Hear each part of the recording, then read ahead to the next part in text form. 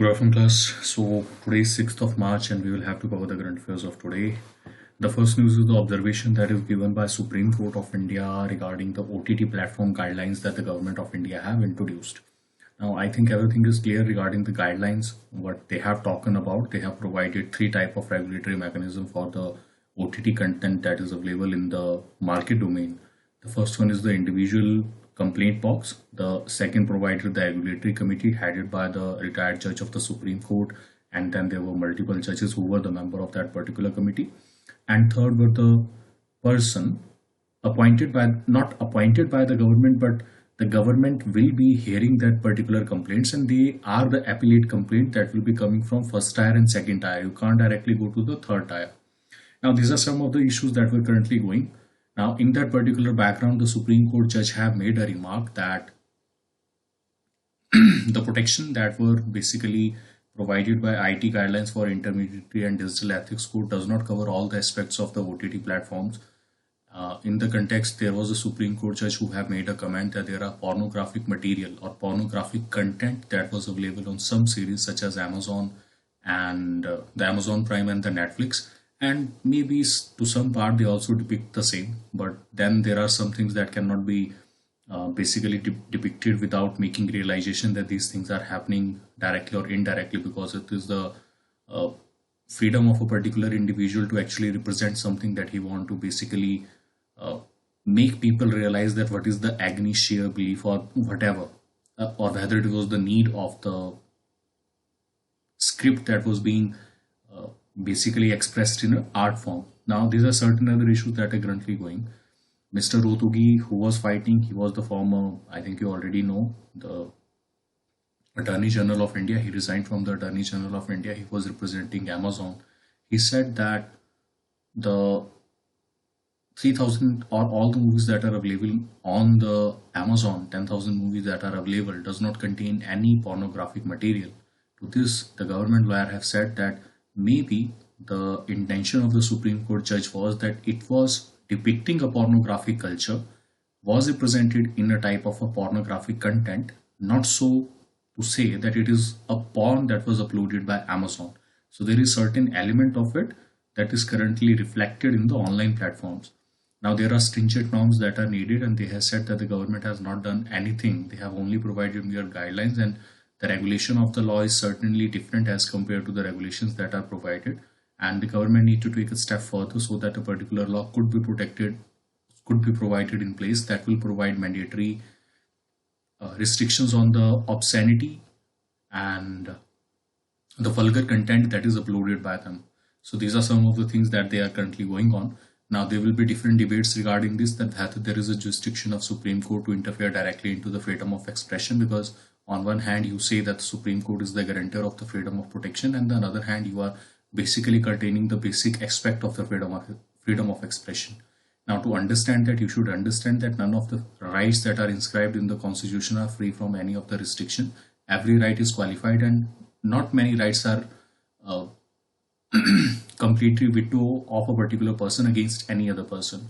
Every right is a qualified right, and there are certain restrictions that are always put in place against the freedom that you want to exercise, or you want to basically impose that particular, uh, you can say, freedom of use in expressing the things you want to do.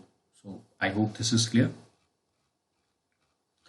The next news is related to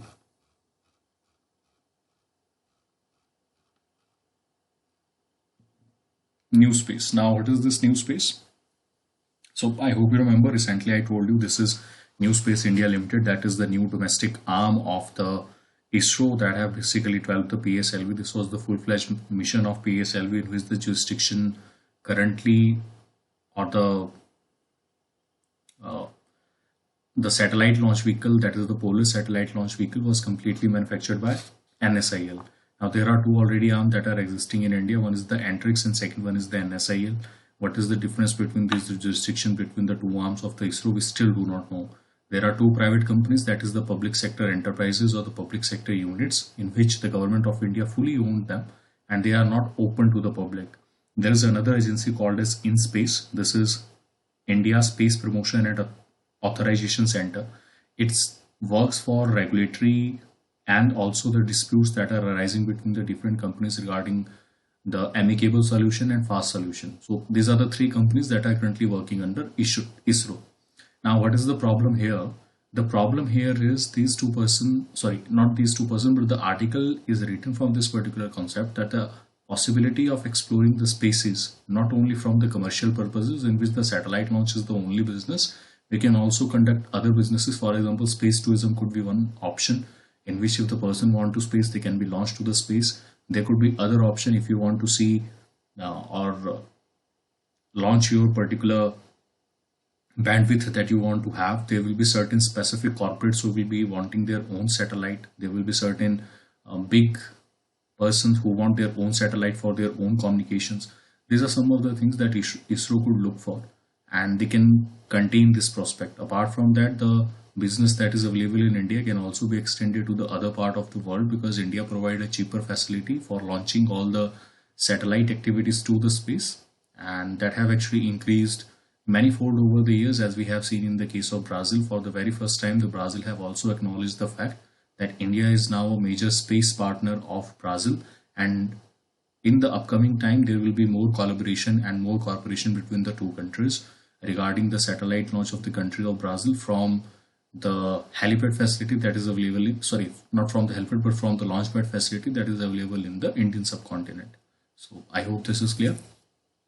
The next is patching the gaps in the Indian cybersecurity. Now this is very important article, and please make notes of it, because definitely this is going to be asked in one of the examination, and the instances of this particular thing have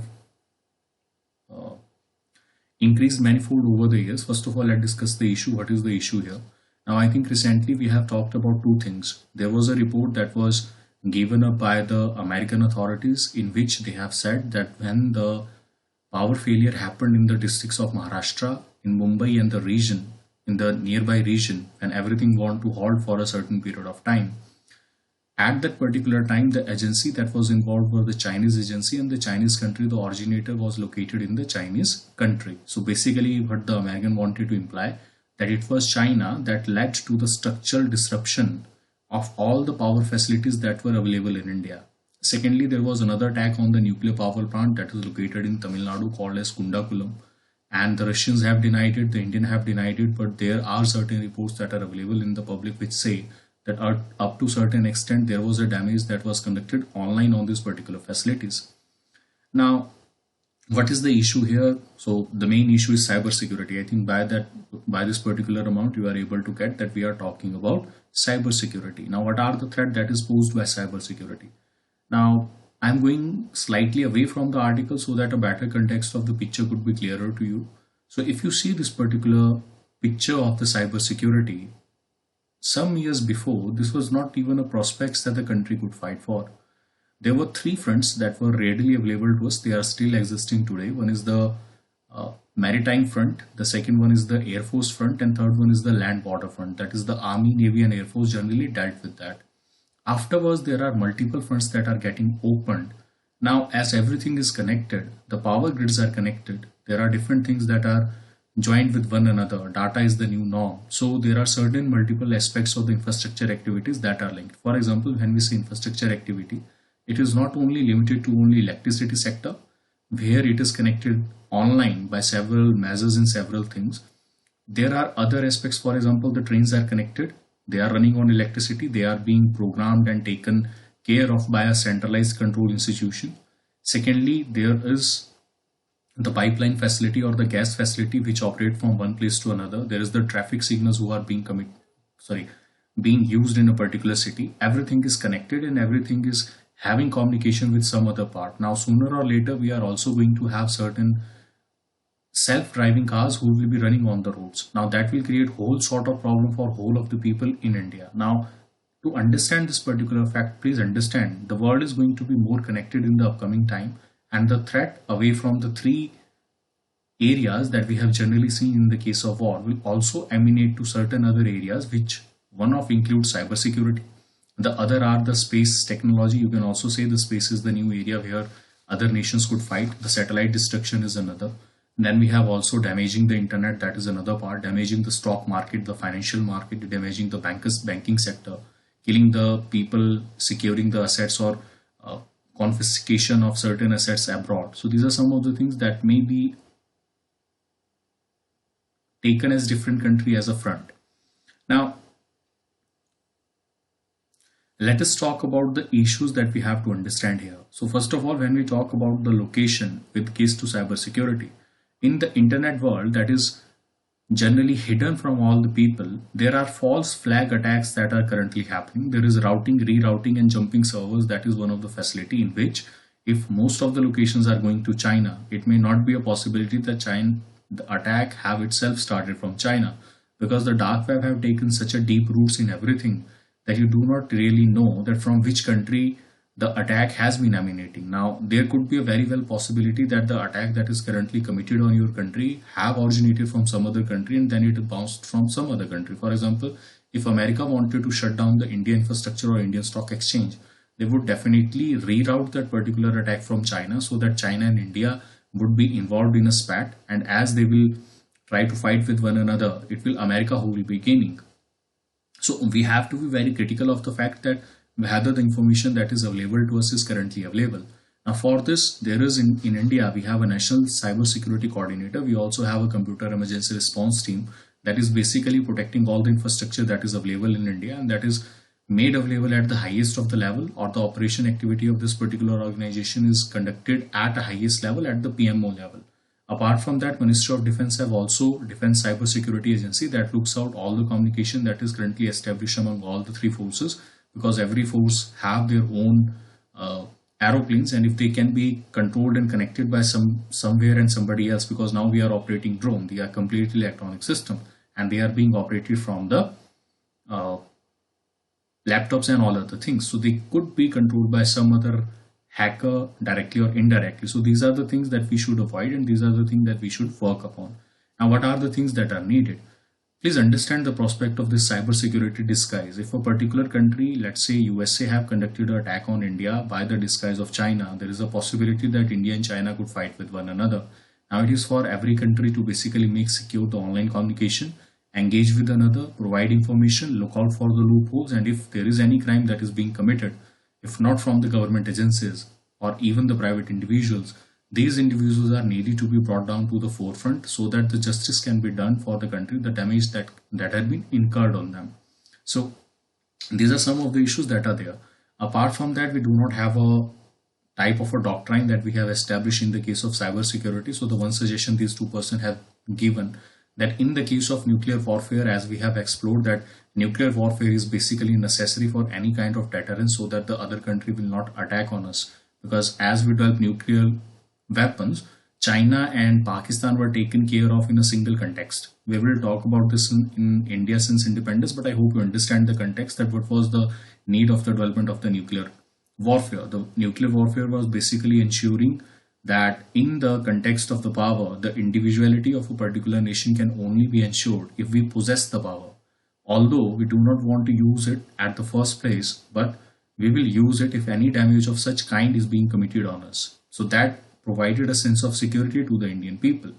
Now in the Cold Strike doctrine, there is a policy in which the government say that there is no first use policy, which literally means that we will not fire nuclear weapons on any other country.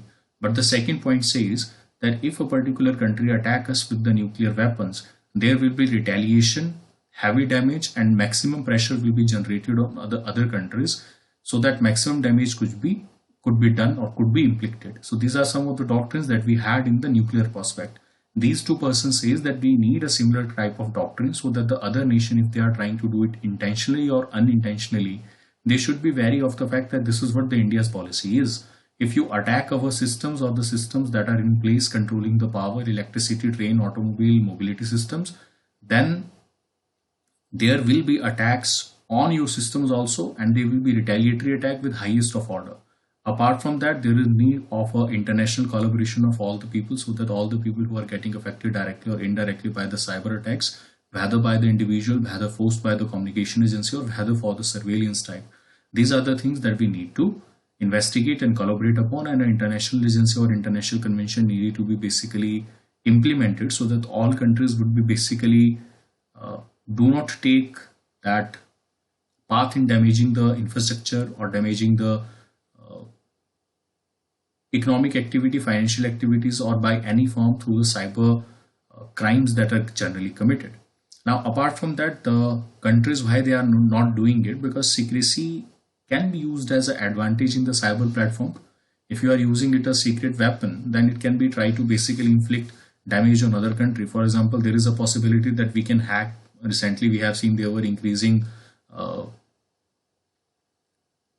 skirmishes between India and Pakistan, and there was some accounts of Indian people that were hacked, and the Indians did the same thing with the official government sites over there. So that means the people either side are talented, and they are going to create damage on the other people by sharing information or storing information or stealing information. And this is also increasing threat because we have seen this in the case of Disha Ravi and also in the case of Varavara Rao, in which certain fabrics are or certain things are being implemented on certain laptops which are connected to the internet, which the user do not know, and they have been taken control from some other place, and the evidences is being collaborated on them. So these are some of the things that are needed to be taken care of. Other question that arises is the importance of the national security comes to which part, because when we talk about the basic doctrine of the protection of the people, then if a single person is killed because of the firearm that is fired across the border, it is committed as or seen as a crime on an individual. Now, in the case of national security in the cyber security domain, if a single individual data is being compromised, will it be seen as a threat on the national part? So these are some of the definitions that still not have been defined by the people, have not been defined by the government.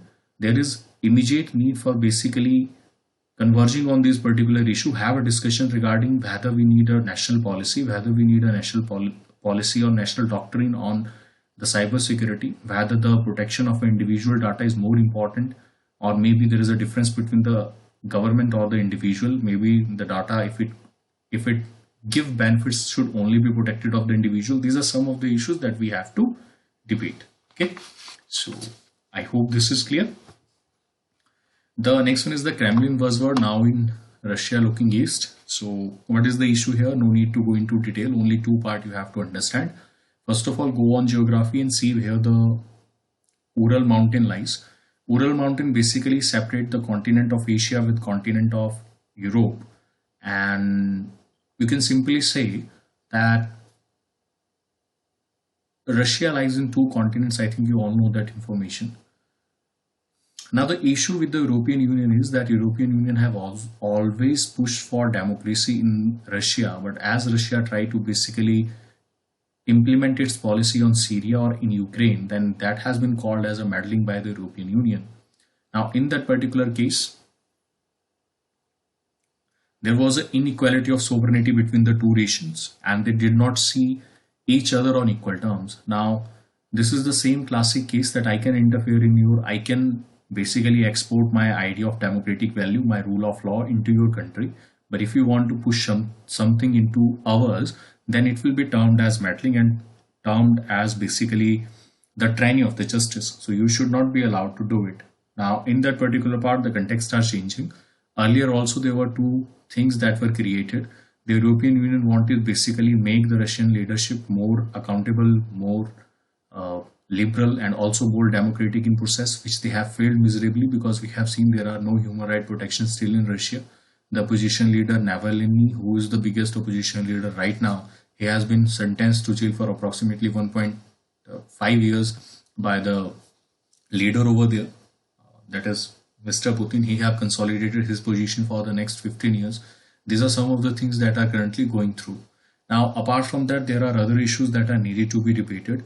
If we talk about the policy of Russia, the Russia has basically looking for a greater Europe, because they also want a good relations with Europe in the terms of energy and in the terms of trade. But now they are going for Eurasia. Now they are not talking about changing the ways in which they are interacting with Europe, because there are individual differences that are also coming on surface between the European nations. So they are having a collaboration between Asia and Europe, which also provide their long-term philosophy in selling the gases, oil, and all type of commodities to the countries that are located in the eastern corner of the Europe, because they are not well-to-do countries.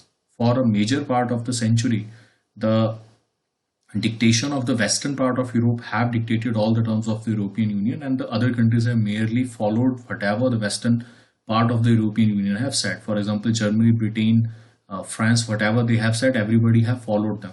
Now, as the countries are finding their own space with the support of Russia, they are engaging and helping their own relations or the fabrication in their own relation with Russia, and therefore they are moving away from the unification, or you can say the complete ideology of European Union, which does not simply means that they will get away from the European Union, but basically they want to have negotiations individually on certain part. If there is a problem that is being created, then the Russian authorities are always going to vouch for them and they will establish trade relations with them. So that is one of the problems that is currently going on, and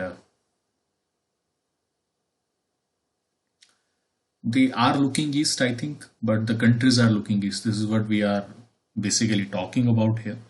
तो इस बात को ध्यान रखिएगा. The next news is related to Pochampally rainbow woven in 6 yards. So 6 yards is the name that is given to sarees, and there are 121 hues that are being placed and motifs that are being drawn in between. They are basically containing 121 design. So that's why this particular news is important, because he is bringing in 121 different colors of, different colors being placed in that particular sari. Okay. So, and this is being done for basically a national award from the Ministry of Textiles. The next one is the disengagement key for progress in time. Progress in ties. So this is again India and China. They are talking with one another, they are cooperating with one another, and they are saying the disengagement and de-escalation in the eastern Ladakh alone will lead to restoration of peace and tranquility. And as the issues are currently still not solved, and there is still restoration that they are hopeful of, and consultation and coordination is the only way forward that we should look for. China sees is that the boundary issue should not be a issue between the two countries with regard to the relationship. However, Indians see it that the boundary issue is the only issue that is going to affect the relationship. So if you resolve the border issue, the other things will also put in place. The China sees it in a way that the boundary issue should be separated from the other issues that we have with China, we have with India, or the corporation that we currently want to establish or want to have the long-term goal with the Indian authorities. So these are some of the things that they have said. You can read this on your own. I think enough of China and India disengagement at the border. We have talked about much under this part. The next news is China targets 6% growth. So there is a 5-year vision that was released this year, and there is another vision called as Vision 2035. These are passed by the National People Congress, and in that particular part they have set 3 or 4 major listings that are important for India to also understand. The first major objective they have listed for themselves is to make China increase its digital footprint, consolidate the supply chains, spend high on research and development, and also self-reliance in the high-tech sectors such as science and technology and national development. Apart from that, there is an electronic overhaul system that is needed to be done, and that is of Hong Kong. So Hong Kong have created a problem. They want the electoral overhaul that particular relation. 6% growth is what they are targeting, and 11 million new jobs will be created. So this is what they want to do, and in that particular part, the China's defense budget, they have also released and approved this particular defense budget of 200 billion, and the Indian budget is approximately 65 billion rupees. If you do away with the pensions and the pays that are being, then it is only $50 billion. So the actual spending is for $50 billion, but the total spending, that is pensions and pay, that is $65 billion. When we talk about USA, that is $705 billion of the total money that the US is spending on the defense activities. So these are some of the things that are needed to be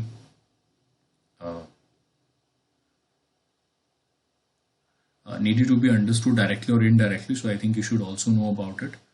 So इस बात को ध्यान रखिएगा. Next one is the more bloodshed in Myanmar. New NSC set to meet. So I hope you remember 50 people have killed after the coup by the army general over there, and he have taken a very harsh and strict position. The regime of repression have come back. The democratic right of the people has been abridged. People are getting killed. They have been protesting. The talks are going to be conducted at the United Nations Security Council. This United Nations Security Council is not functioning properly right now because Myanmar is seeking help from all the people. And even though the United Nations Security Council, if they have run a particular campaign against this particular abridging of the human rights or abridging of the freedom, then they may not be able to do much as in the case of Myanmar, because Myanmar already was a type of a quasi democratic country that was existing from the starting, and only the full-fledged government have only worked for 5 years. That was for very first time in the year 2015, and from 2015 to 2020 that was the first tenure of the National League for Democracy, which restored the democratic government in the region of Myanmar. Otherwise, from 1991 to 2015 there was a negotiations that were going on between the two countries. In 2008 only the constitution was formed, which was implemented by 2011, and then there are certain restrictions, and the army have been given a superior role in deciding basically what the government will do, because the army will definitely need 1/3 of the support in the parliament that is currently reserved for the army of Myanmar in the parliament. So that is how they are currently functioning. Imagine a situation if you tell that the Indian army would hold approximately 1/3 of the seats in the Parliament of India. This has not been done by our forefathers, and this has not been the desire of the Indian forefathers to create an India like that. Okay. Next one is India reaffirms Lanka defense ties. So again, the participation in the Air Force Sri Lanka 50 years of raising day, in which Captain Vikas Sood was there, and the defense advisor at the Indian High Commission, he was there. He was basically talking about the advanced light helicopters and the fighters. They were actually getting participated in that. So Surya Kiran, something like that, is the jo beda yahan se gaya tha, that was that beda. So that have basically reaffirmed the defense ties between India and Sri Lanka. The next one is the OPEC plus move to hit recovery. So third biggest oil importers, India, is now to confront a double problem, because the OPEC countries, that the oil producing and exporting companies, have basically decided that they will cut out the production, and which will lead to the increase in the petrol or the crude oil prices. Please understand, the crude oil prices have fallen to near zero, but now they have increased to a positive level. In that positive level, basically they have traveled from $50 per barrel to $67.7 per barrel. Now, as the petrol prices are increasing, so it may have a negative effect on the consumption in the country. So if it is a negative effect on the consumption in the country, then the boost that is provided by the Indian government may not work at all. That will create a type of a recessionary economy in which the jobs will not be created. Specifically the government jobs, because as the petrol price is increasing, everything will get costlier. So companies will look out for cutting jobs more, because the burden on them will be high. There will be only small companies who will be working in the service sector, and therefore there will be decline with respect to the various businesses that you are going to conduct. Okay, so I hope this is clear. The next one is the secrecy should propose cryptocurrency bill. Shroud's proposed cryptocurrency bill. Now, the Bitcoin users that are currently existing at 10 to 15% of the total population in world, and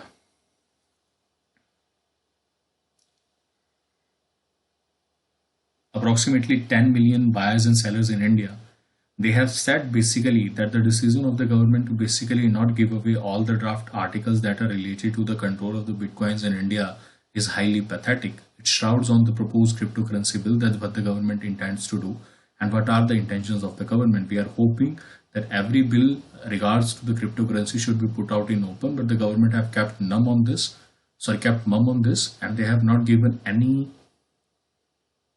thing related to the cryptocurrency bill, which they have said will be introduced in this particular budget session. Okay, so I think that is it for today.